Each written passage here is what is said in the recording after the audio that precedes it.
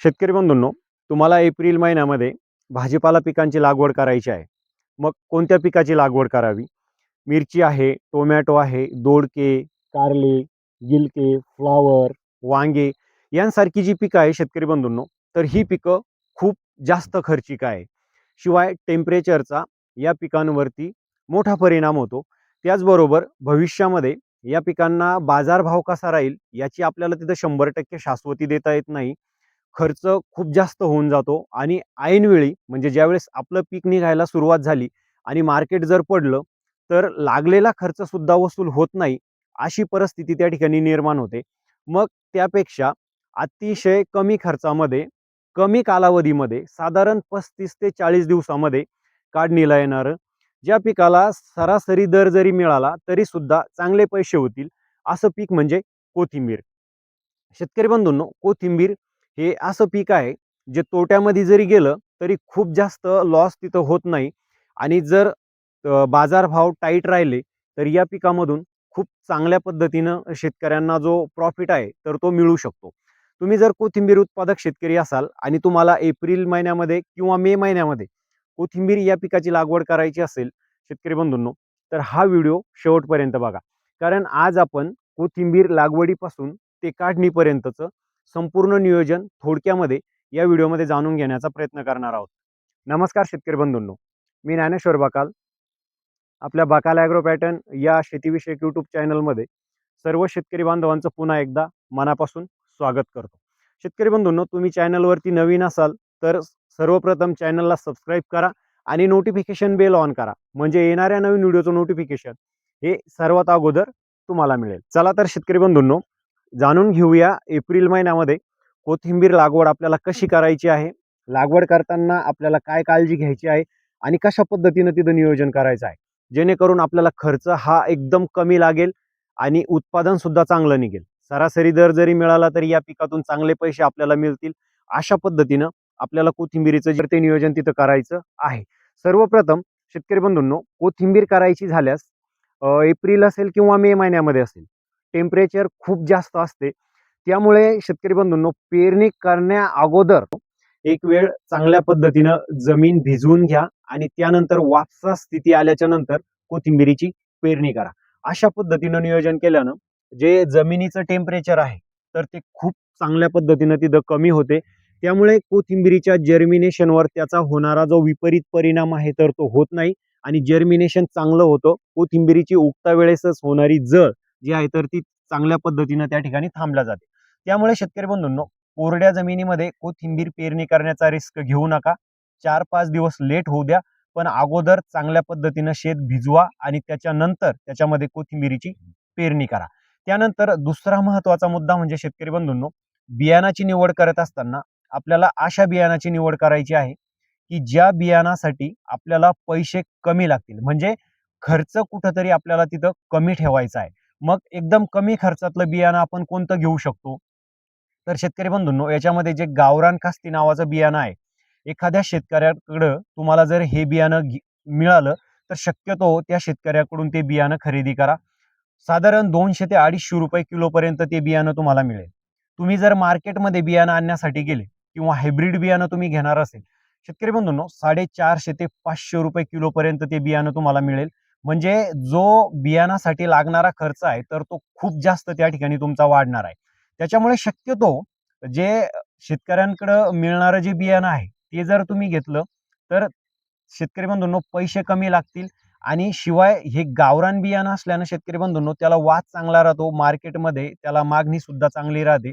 त्यामुळे हायब्रिड कोथिंबिरीच्या तुलनेत 2 पैसे या कोथिंबिरीला मार्केटमध्ये तिथं जास्त मिळतात. हायब्रिड कोथिंबिरीमध्ये उत्पादन जास्त मिळतं, पण बियाणासाठी खर्च जास्त लागतो. शिवाय शेतकरी बंधूंनो, तिला मार्केटमध्ये रेट कमीच असतात गावरान खासतीच्या तुलनेमध्ये, कारण तिला जो वास आहे तर तो कमी राहतो. त्यानंतर शेतकरी बंधूंनो, पेरणी करता वेळेस आपल्याला सगळ्यात महत्त्वाची काळजी जी घ्यायची आहे तर ती म्हणजे आपल्याला बियाणाला अगोदर बीज प्रक्रिया करायची आहे आणि त्याच्यानंतर त्या ठिकाणी पेरणी करायची आहे. त्यासाठी शेतकरी बंधूंनो, बियाणं ज्या दिवशी तुम्ही पेरणी करणार आहे त्याच्या आदल्या दिवशी रात्रभर पोत्यामध्ये बियाणं चांगलं भिजवत ठेवा रात्रभर. त्यानंतर सकाळी बियाणं सुकवा, त्याला बीज प्रक्रिया करा. बीज प्रक्रियेसाठी तुम्ही ट्रायकोडर्माचा वापर करू शकता, तुम्ही साप पावडरचा वापर करू शकता, किंवा शेतकरी बंधूंनो बायरचं एव्हर गोल आहे, BASF कंपनीचं झेलोरा आहे, किंवा शेतकरी बंधूंनो जे स्लेअर प्रो नावाचं कीटकनाशक आहे त्याच्यामध्ये सुद्धा तुम्हाला त्याची बीज प्रक्रिया करता येते. बीज प्रक्रिया करूनच पेरणी करायची आहे. बीज प्रक्रिया का महत्वाची आहे, तर बियाणं उगण्यासाठी शेतकरी बंधूंनो कोथिंबिरीचं जास्त दिवस लागतात. त्यामुळे एकतर त्याच्यामध्ये ते बियाणं जमिनीत जास्त दिवस राहिल्यामुळे कुजू शकतं, त्याला बुरशी लागू शकते. त्यामुळे बीज प्रक्रिया करणे हा महत्वाचा भाग आहे. शिवाय आपण कोथिंबीर रात्रभर जे बियाणं आहे तर ते भिजवून घेऊन जर पेरणी केली तर त्याचं जर्मिनेशन लवकर होतं. म्हणजे 10 ते 12 दिवस जे जर्मिनेशनला ऍक्च्युली लागतात तर ते 7 ते 8 दिवसामध्ये तुम्हाला तिथं जर्मिनेशन त्या ठिकाणी होतं. त्यानंतर महत्वाचा आणखी एक मुद्दा म्हणजे कोथिंबीर पेरणी करत असताना आपल्याला खूप जास्त खताचा वापर करायचा नाहीये. हे 35-40 दिवसाचं पीक आहे, त्याच्यामुळे खूप जास्त खतं आपल्याला तिथं टाकायचे नाहीये. पेरणीवेळी साधं सिंगल सुपर फॉस्फेट जरी तुम्ही दिलं तरी सुद्धा चालते. 20 ते 25 दिवसाचं कोथिंबीर पीक झाल्यानंतर साधा युरियाचा 20 ते 25 किलो एका एकरसाठी तुम्ही हलका हात देऊन पाणी व्यवस्थापन करा.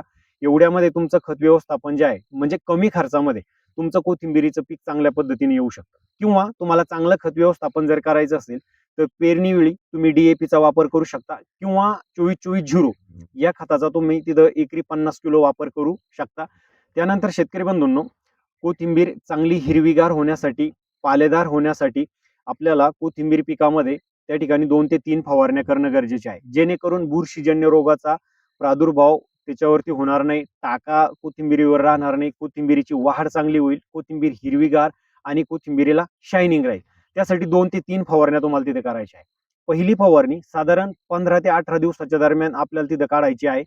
त्याच्यानंतर शेतकरी बंधूंनो दुसरी फवारणी 25 ते 28 दिवसाच्या दरम्यान आपण तिथे करायची आहे. आणि तिसरी फवारणी साधारण 32 ते 35 दिवसाच्या दरम्यान आपल्याला तिथे करायची आहे. फवारणीमध्ये शेतकरी बंधूंनो जे रस शोषण करणाऱ्या किडी आहे तर त्याच्या नियंत्रणासाठी तुम्ही एक इमिडाक्लोप्राइडचा वापर करू शकता, टाटाच्या टापगोरचा वापर करू शकता. शेतकरी बंधूंनो त्याचबरोबर तुम्ही जे UPL कंपनीचं उलाला आहे तर त्याचा तिथं वापर करू शकता. फवारणीमध्ये शेतकरी बंधूंनो तुम्हाला प्रत्येक फवारणीमध्ये जास्तीत जास्त तिथं टॉनिकचा वापर करायचा आहे.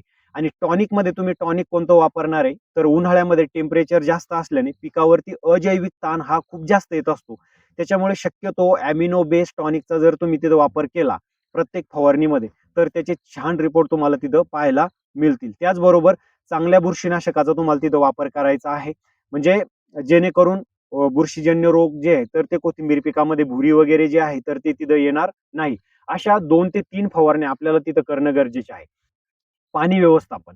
पाणी व्यवस्थापन शेतकरी बंधूंनो हा एक महत्वाचा विषय आहे, कारण टेम्परेचर खूप जास्त असल्यानं थोडा जरी आपल्याला तिथं पाण्याचा ताण पिकाला पडला तर बऱ्यापैकी कोथिंबीरीची जळ होऊ शकते, कारण खूप नाजूक पीक असतं.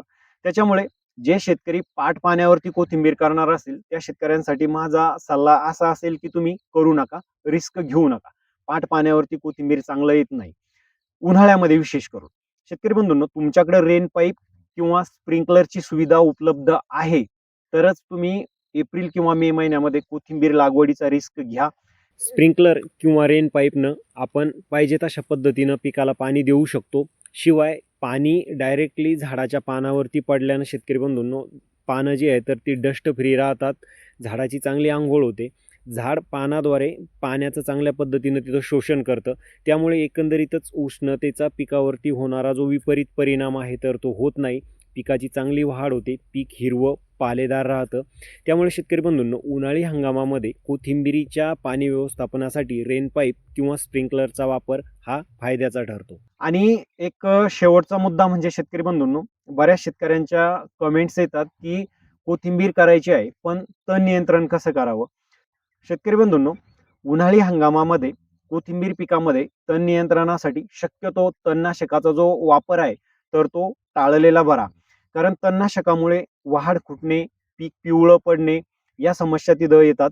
त्याच्यामुळे तुम्ही प्री एमर्जन्स तणनाशकाचा तिथं वापर करू शकतात. पेरणी केल्यानंतर लगेच 48 तासाच्या आत प्री एमर्जन्स ज्याच्यामध्ये पेंडॅमिथॅलिन जे तणनाशक आहे तर त्याचा तुम्ही तिथं वापर करू शकता. उगवण झाल्याच्या नंतर जे तणनाशक आहे तर ते कोथिंबीर पिकामध्ये शक्यतो टाळा. जर उगवण झाल्याच्या नंतर तण कोथिंबीर पिकामध्ये झालंच तर मजुराच्या साहाय्यानं टोचणी करून सनी तण नियंत्रण करा. अशा पद्धतीनं शेतकरी बंधूंनो, तुम्ही जर उन्हाळ्यामध्ये कोथिंबिरीचं नियोजन केलं तर एकंदरीत कमी खर्चामध्ये साधारण 35-40 दिवसामध्ये एक 15 ते 18 हजार रुपयाचा खर्च एका एकरसाठी तुम्हाला लागेल. आणि 200 ते 250 कॅरेट जरी माल कोथिंबिरीचा निघाला आणि 200-250 रुपये जरी रेट मिळाला तरी एक 35-40 हजार रुपये खर्च वजा जाता तुम्हाला या पिकातून तिथे मिळू शकतात. शेतकरी बंधूंनो, कोथिंबीर पिकासंदर्भात कोणतीही समस्या तुम्हाला असेल, काही माहिती हवी असेल तर स्क्रीनवर मी व्हॉट्सअपचा नंबर दिलाय, तुमचे प्रश्न विचारू शकता आणि विनामूल्य तुम्हाला त्या ठिकाणी संपूर्ण मार्गदर्शन जे आहे तर ते त्या ठिकाणी केलं जाईल. शेतकरी बंधूंनो, हा व्हिडिओ तुम्हाला कसा वाटला कमेंट करून नक्की सांगा. व्हिडिओला लाईक करा, जास्तीत जास्त शेतकरी बांधवांना व्हिडिओ शेअर करा. नवीन माहिती घेऊन आपण पुढच्या व्हिडिओमध्ये भेटूया. तोपर्यंत नमस्कार.